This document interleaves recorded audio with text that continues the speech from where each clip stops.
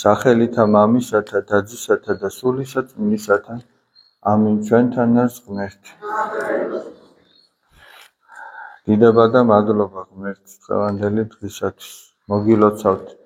დღეს არის ღირსი გიორგი მთაწმინდელის ხსენება, არის ასევე წმინდა მღვდელმოწამე კათოლიკოს პატრიარქ კირილ მეორის ხსენება.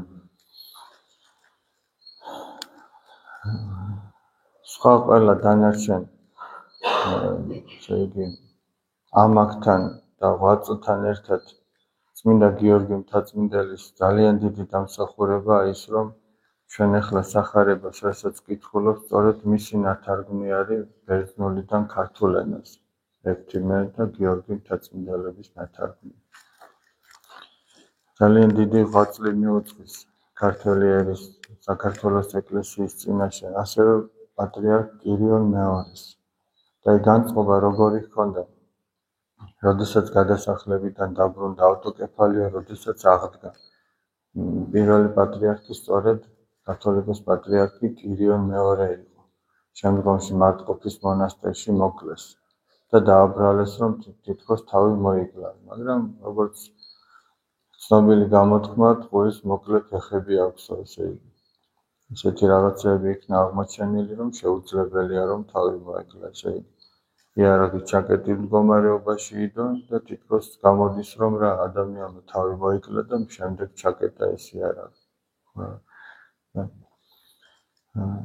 როდესაც პირველად დადგა ამბიონზე სვეტიცხოვლის ტაძარში, მან თქვა, რომ მე იმისთვის კი არ მოვედი, რომ შენ მემსახურო, არამედ მე გემსახურო და ჩემი სული შენთვის დავდო. აი განწყობა სასულიერო პირისა, განწყობა ქრისტიანისა, განწყობა ქართველი ადამიანისა, რომ თავის სამშობლოს, თავის ეკლესიას ესე ემსახუროს და მისი ცხოვრება მართლაც ასეთი იყო. პატრიარქობამდეც და პატრიარქობაშიც. და იმიტომაც იყო, რომ ის მოწამეობრივად აღესრულა, ესე იგი, აი, როგორც ილია იყო იმ სულისკვეთების ადამიანი, რაც ქართველ ადამიანებში აღვიოდა, ესე იგი, ცნობიერებას, ქრისტიანობას, ეროვნულ შეგნებას და ამიტომაც მოკლეს ილია. ესეც ასევე იყო. სინამდვილეში ასეთი ადამიანების მოკლედ, ასეთი სულისკვეთების მოკვდინება უნდოდათ ადამიანებს, მაგრამ საბოლოო ჯამში ეს არ გამოვიდა. და დღემდე დგას საქართველოს მართლმადიდებელი ეკლესიაც და დღემდე არიან მართლმადიდებელი ქრისტიანებიც. მაგრამ ეხლა საკითხავი ესეთი რამეა, რომ აი დღევანდელ სახარებაში ასეთი სიტყვები ეწერა. გახსოვთ, აი უფალს ეუბნევიან, როდესაც ის მოწაფეებს ესაუბრება, გარეთო დედა შენი და შენი ძმები დგანანო და შენი ნახვა უნდათო და ვინ არიანო დედა და ჩემი ძმებიო. ვინც ღვთის სიტყვას ისმენს და ასრულებსო, ისინი ის არიან ჩემი ძმა, ჩემი დაც და ჩემი დედაც. განა ისინი კი არ უარყო, ძმები და დედა კი არ უარყო. ანუ ძმებში იგულისხმებიან მოხუცებული მართალი იოსების შვილები, რომელსაც 4 ვაჟი ჰყავდა. ამით ისინი კი არ უარყო, მაგრამ თქვა, რომ აი ესენი არიან ჩემი ძმები, ჩემს სიტყვას ისმენენ. და თქვენ ალბათ იცით, რომ პირველად ქრისტიანები სად დაერქვათ ქრისტიანებს და ვინ დაარქვა. ქრისტიანებმა თვითონ კი არ თქვეს თავის თავზე, რომ ჩვენ ვართ ქრისტიანები. პირველად ანტიოქიაში წარმართებმა უწოდეს მათ ქრისტიანები. აი წარმოიდგინეთ, ახლა ხო არის ხოლმე ასეთი შემთხვევა, რომ დაუშვათ ბავშვი დაინახე და შეიგი შენ აღმოაჩინე ცოტა ხანში მის ქცევაში, მის გამოხედვაში, მის საუბარში, მის მანერებში, რომ ეს იმისი ბიჭი ხო არ არის, იმისი შვილი ხო არ არის. აი შეიძლება არ იცი, რომ ეს იმ კაცის შვილია, მაგრამ მივხვდი, რომ ეს რაღაც ძალიან გავს იმას და ეს იმის შვილია ალბათ. არ ქონიათ ესეთი შემთხვევა. ან გოგონა, რომ აი ეს ამ ქალის შვილია დაუშვათ. იმდენად გავს რაღაცა ჩვევებით თუ სიარულით თუ რაღაცა. იმდენად გავდნენ ანტიოქიაში მცხოვრები ქრისტიანები ქრისტეს რომ წარმართებმა უწოდეს მათ ქრისტიანები. ეხლა ჩვენ კი გავიძახით რომ ქრისტიანები ვართ, მაგრამ რომ არ იცოდნენ სოფელში რომ ჩვენ ქრისტიანები ვართ.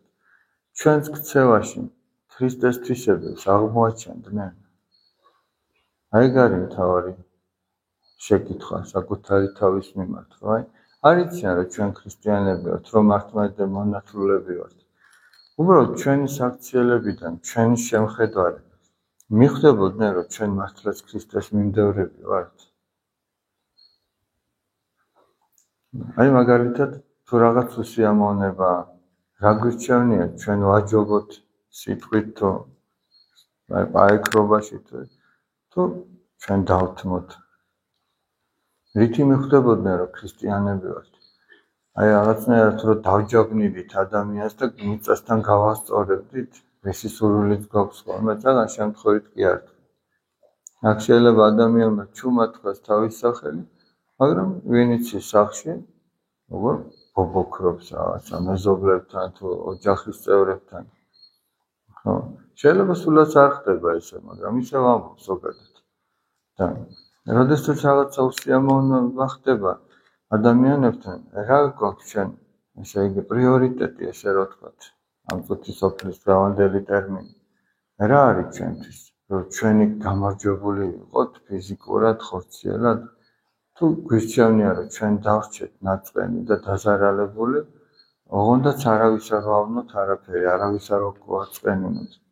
და ეს სახარებისეული მცნებაა, პავლე მოციქული ამბობს, რატომ არ არჩევთ ნაწყენად დარჩენას, რატომ არ არჩევთ დაზარალებულად დარჩენას.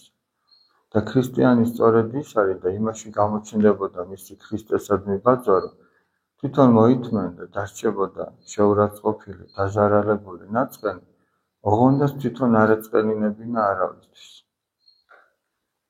ვაჟა-ფშაველა ამბობს, თქვენ იცით ძალიან კარგად ეს ლექსი. ისევ მამყოფე ცხარა და ოღონდ ამცილდეს მგელობაო.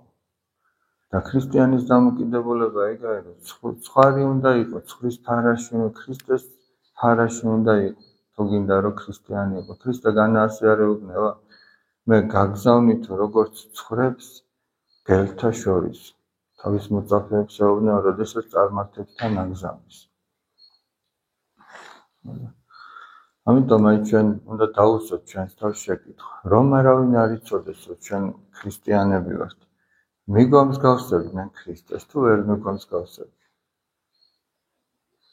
და თუ ჩვენ გვინდა რომ ქრისტეს მიგვამსგავსონ, ჩვენ ქრისტეს მცნებებით უნდა ვიცხოვროთ. თუ გვინდა რომ მისი ძმა ვიყოთ, და ვიყოთ, შვილი ვიყოთ, აი უფალმა რა თქვა, ვინც ჩემს სიტყვას მოისმენს და შეასრულებს, ის არის ჩემი ძმა, ჩემი დედა, ჩემი დაც. აი არის ყველაზე მთავარი. ალბათ ჩვენ შევხედოთ, მაგრამ ზოგიერთ შემთხვევაში სამწუხაროდ მორწმუნე მრევლიც კი, რომელიც თავს მორწმუნე მრევლად თვლის, შეიძლება დღეები გავიდეს და ღვთისმცნება წაკითხული არ ქონდეს, ამ სახარება წაკითხული არ ქონდეს. და მაშინ რა გამოდის? ესეთი ადამიანი თავს იტყუებს, რაღაცა ილუზიით ცხოვრობს, რომ ქრისტიანია.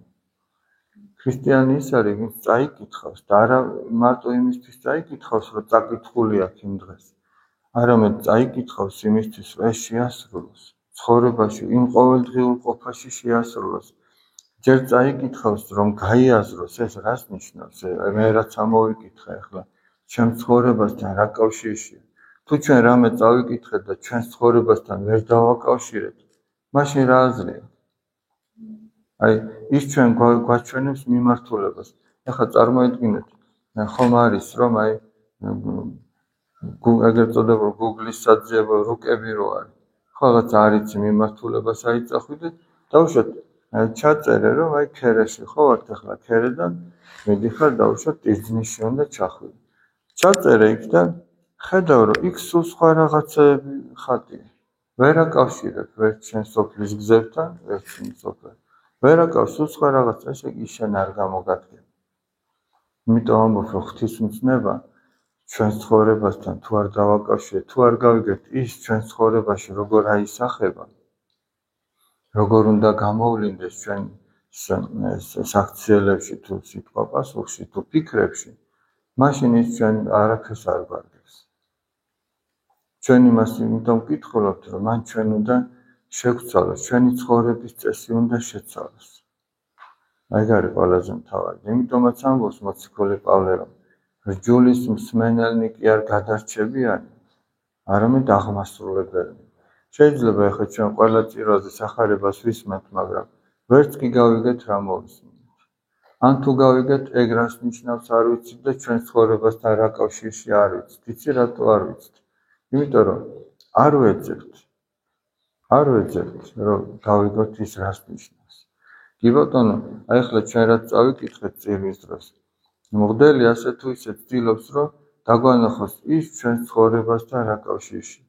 მაგრამ იქ რომ ჩვენ სახლში ვკითხულობთ, ზოგი ამ თავს, ზოგი იმ თავს, თუ კითხულობს, რა თქმა უნდა. იქ ახლა მღვდელი ყოველთვის იქ არ არის, მაგრამ იქ შეგიძლია გქონდეს ადამიანს წმინდა მამათა განმარტება, რაც კიდევ უფრო მეტია, რაც ქართულ ენაზე უამრავია. და აი იმაში მოძებნიდა ადამიანი იმ პასუხებს, თუ რას ნიშნავს ის ღვთისმცნება ჩვენს ცხოვრებაში. როგორ უნდა აღსრულდეს. და ჩვენ თუ გვინდა რომ ქრისტიანები ვიყოთ, ის უნდა აღსრულდეს ჩვენს მიერ. სხვანაირად ეგ არ იქნება ქრისტიანი. სხვანაირად როგორც სხვა ჩხუბობს უბანში, ისე ჩვენ ჩხუბობთ. ოჯახში როგორც სხვა ყვირის, ისე ჩვენ ყვირით. როგორც სხვა აწყერინებს და ჩვენც თუ ისევ აწყერინებთ და აღარც ნანობ და თავსაც ვიმართლებთ და ახლა თუ კიდე მოგვწონს ის, რომ ჩვენ სხვას ვაჯობებთ, მაშინ რა არის ჩვენი ქრისტიანობა? რაღა დარჩა ჩვენი ქრისტიანობა? დანარჩ არაფერი. მარტო ის, რომ მე ტაძარში მივდივარ და სხვაგან მიდის სადღაც. შეიძლება ადამიანი სპორტდარბაზში მიდიოდეს, მაგრამ მისგან სპორტსმენი არ გამოვიდეს. თავი დაიბადება წისქვილში და გარდაიქმოდება იქ, მაგრამ იმისგან მეწისქვილი არ დადგება. შეიძლება ჩვენც ესე ვიაროთ, მაგრამ ჩვენგან ქრისტიანი არ გამოვიდეს. აი ამაშია საქმე. გაშინაარსებულად უნდა აკეთოს ყველაფერი და შევხედოთ ჩვენს ურთიერთობას ადამიანებთან და გვერდიდან უნდა შევხედოთ ჩვენს თავს. ჩვენ მიკერძოებულად ვუყურებთ, იმიტომ რომ ჩვენ სულ მართალი ვართ, ის სულ მტყუანი არის. ჩვენ სხვისი მხრიდან უნდა შევხედოთ ჩვენს თავს და აღმოაჩენთ, რომ თურმე თლად ეგრეც არ არის საქმე. რაც უფრო მალე აღმოაჩენს ადამიანი, რომ დამნაშავეა და ცდება, მით უფრო მალე დაიწყებს ღვთისმცნების ამ ცხოვრებას. თუ არა თავს მოიტყვევს იმდენი წელი, რამდენი წელიც მიეცემა, რომ იცხოვროს. შეიძლება ბოლო ამას უნდქონდა. ეგ ავტომატურად წლებთან ერთად კი არ მოდის. შეიძლება ადამიანმა 50 წელი იაროს ტაძარში, მაგრამ არაფერი არ იცოდეს. შეიძლება ადამიანი გულმოდგინე იყოს და 1 წელი ოღონდ გაშინაარსებულად, გააზრებულად და მან მეტი იცოდეს. სერვაი ჩვენ უნდა დავუცოთ ხოლმე შეკითხვა ჩვენს თავს, შორიდან რომ შევხედავთ. მოგვეწონება ჩვენი თავი როგორც ქრისტიანი? რამე მსგავსებას აღმოვაჩენთ ჩვენსა და ქრისტეს შორის თუ ვერ აღმოვაჩენთ. ღმერთმა მშვიდობა მოგცეთ, აბა მშვიდობიანი დღე გქონდეთ და გახარებულები იყავით.